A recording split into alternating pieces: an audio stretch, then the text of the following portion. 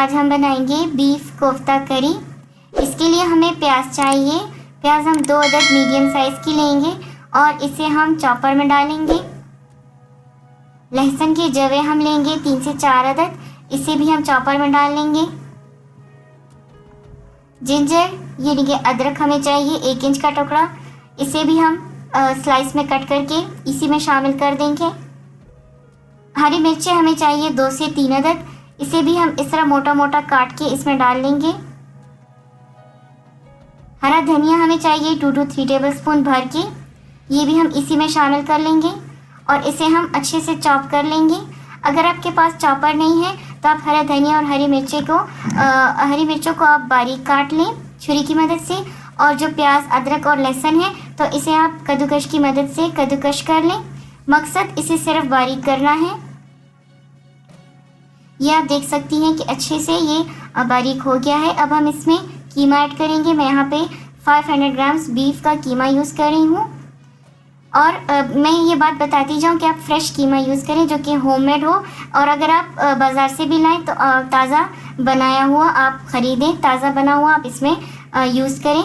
इसमें हम 3 टेबलस्पून भर के भुने हुए चनों का पाउडर डालेंगे। 1 टेबलस्पून हम इसमें भुना हुआ और कुटा हुआ धनिया डालेंगे।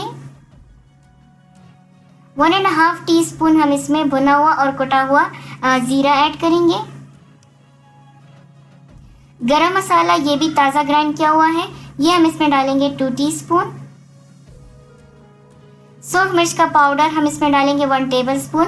अगर आपको कम मिर्चें पसंद हो तो आप हरी मिर्चें और सूख मिर्चें अपनी टेस्ट के हिसाब से एडजस्ट कर सकती हैं। घी हम इसमें ऐड करेंगे 1 टेबलस्पून भर के, इससे कोफ्ते बहुत सॉफ्ट रहेंगे। नमक हम इसमें डालेंगे 1 टेबलस्पून। मैं यहाँ पे 1 टेबलस्पून यूज़ कर रही हूँ, आप अपने टेस्ट के हिसाब से एडजस्ट कर सकती हैं।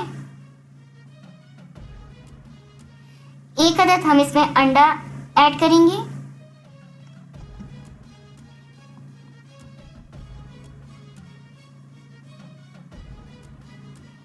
अब हम इसे अच्छे से चॉप कर लेंगे। फिर से हमने इसे इसी तरह चॉप कर लेना है।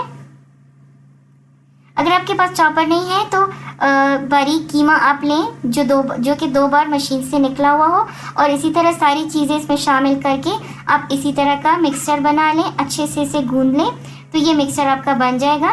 ये मिक्सचर हमारा तैयार है। अगर बहुत ज़्यादा नरम हो रहा हो मिक्सचर तो आप इसे 15 से 20 मिनट के लिए फ्रिज में रख दें और इसके बाद आप इसके कोफ्ते बना सकती हैं। ये इस तरह करके अब हम इसके कोफ्ते बनाएंगे, छोटे या बड़े ये आप अपनी मर्ज़ी के हिसाब से बना लें। मैं यहाँ पे थोड़े मीडियम साइज़ के बना रही हूँ। हाथों पर पानी लगाते हुए इस तरह करके हम मीडियम साइज़ के कोफ्ते बना लेंगे।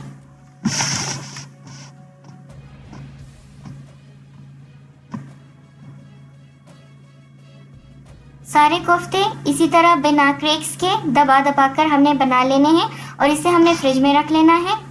अब हम इसके लिए करी बनाएंगे। करी बनाने के लिए हम एक पॉट लेंगे और इसमें हम तकरीबन आधा कप ऑयल डालेंगे। 3 से 4 हम हरी इलायची इसमें तोड़ के डालेंगे।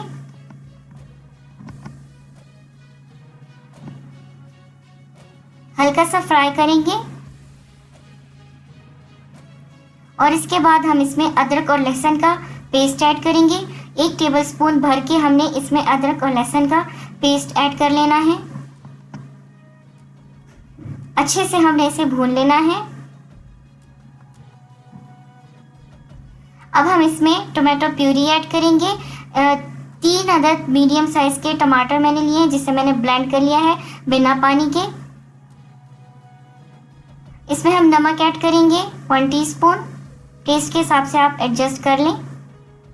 सूख मिर्च का पाउडर इसमें हम डालेंगे 2 टीस्पून, यहाँ पे टेस्ट के हिसाब से ये भी आप एडजस्ट कर लें। हल्दी पाउडर हम इसमें डालेंगे 1 टीस्पून। धनिया पाउडर हम इसमें डालेंगे 1 टेबलस्पून।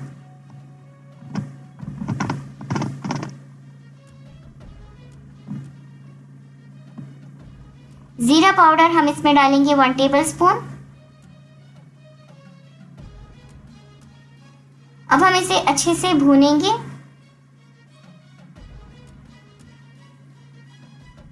साथ ही मैं इसमें यहाँ पे 1 टीस्पून भर के देगी लाल मिर्च या फिर कश्मीरी मिर्चें, कश्मीरी लाल मिर्चें जिसे कहते हैं, तो वो मैं इसमें 1 टीस्पून ऐड करूँगी। इससे बहुत ही अच्छा सा कलर आता है ग्रेवी का। अच्छे से हम इसे फ्राई करेंगे। इसे हमने फ्राई करने के लिए छोड़ देना है जब तक कि मसाला अच्छे से भुन जाए और जो टमाटर है, जो हमने इसमें टमाटर प्यूरी ऐड की है, तो इसका पानी अच्छे से खुश्क होना चाहिए, ऑयल इसका अलग हो जाना चाहिए। अब हम एक ब्लेंडर लेंगे। ब्लेंडर में हम 1 कप दही ऐड करेंगे। दही अच्छा वाला होना चाहिए, थिक वाला होना चाहिए, पानी इसमें ज़्यादा नहीं होना चाहिए और जो दही है ये खट्टा भी ना हो। इसमें हम ब्राउन की हुई प्याज ऐड करेंगे। 1 अदद लार्ज साइज़ प्याज मैंने ब्राउन कर ली है। बहुत ज़्यादा ब्राउन नहीं करना, अगर आप बहुत ज़्यादा ब्राउन करेंगे तो ग्रेवी अच्छी नहीं बनेगी। इसका हम पेस्ट बना लेंगे।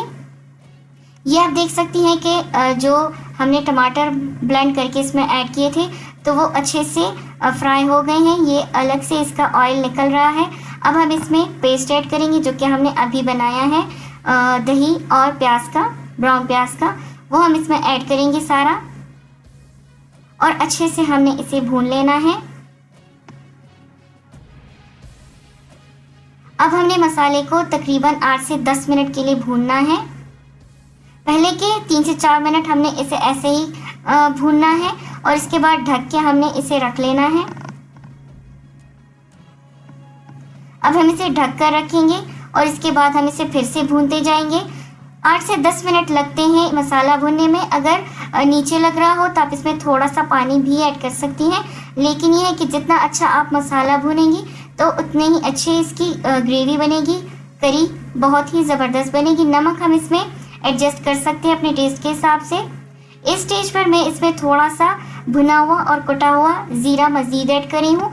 1/2 टीस्पून मैं यहाँ पे इसमें भुना हुआ और कुटा हुआ ज़ीरा ऐड करूँगी और अच्छे से भून लूँगी। याद रखिए कि इससे पहले जो मैंने ज़ीरा पाउडर डाला था वो सिंपल ज़ीरा पाउडर था, वो मैंने भुना हुआ नहीं था। इस स्टेज पे जब मैं डालूँगी तो वो मैंने भुना हुआ है और इसका पाउडर मैंने बनाकर इसमें ऐड कर लिया है। अब हम फिर से कोफ्ते निकाल कर इसमें ऐड करेंगे। मसाला हमारा अच्छे से तैयार हो गया है, ऑयल इसका अलग हो गया है। कोफ्ते हम इसमें रखेंगे और इसके बाद कोफ्तों को हमने बिल्कुल इसमें चम्मच नहीं चलाना, कपड़े की मदद से हमने देचकी या जिसमें भी आप इसे पका रही हो, याद रखिए कि एक तो खुले मुंह वाली देचकी, कढ़ाई, कुछ भी हो आप खुले मुंह वाली लें और इस तरह करके पकड़ के आप इसको ऐसे हिलाएं।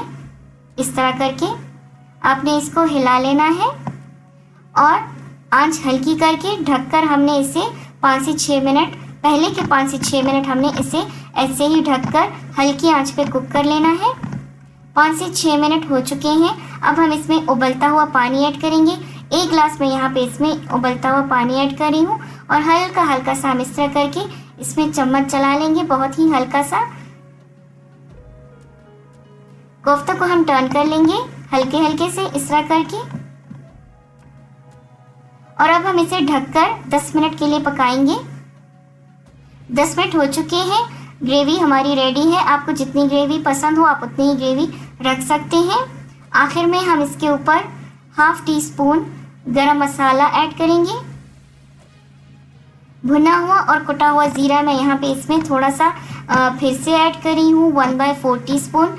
ये आपके टेस्ट पर डिपेंड है, अगर आपको बहुत ज़्यादा नहीं पसंद तो आप इसे अवॉइड कर सकती हैं, आप मत डालें। इसमें हम फेनुग्रीक लीव्स यानी कि मेथी डालेंगे, खुश्क मेथी जिसे कहते हैं, कसूरी मेथी, वो हम इसमें 1 टीस्पून डालेंगे और इसको बिल्कुल हल्की आंच पर 5 मिनट के लिए दम पे रख कर छोड़ देंगे और ये हमारे कोफ्ते तैयार हैं। बहुत ही सिंपल और बहुत ही डिलीशियस रेसिपी है, आप इसे ज़रूर ट्राई कीजिए। मैंने इसे उबले हुए अंडों के साथ गार्निश किया है और इसके ऊपर हरा धनिया डाला है, तो आप इसे ज़रूर ट्राई कीजिए। और अगर आपको कोई भी क्वेश्चन करना हो तो आप मुझसे कमेंट बॉक्स में पूछ सकती हैं। अगर आपको मेरी रेसिपी अच्छी लगती है तो मेरे चैनल को सब्सक्राइब करना मत भूलिएगा। Thank you for watching.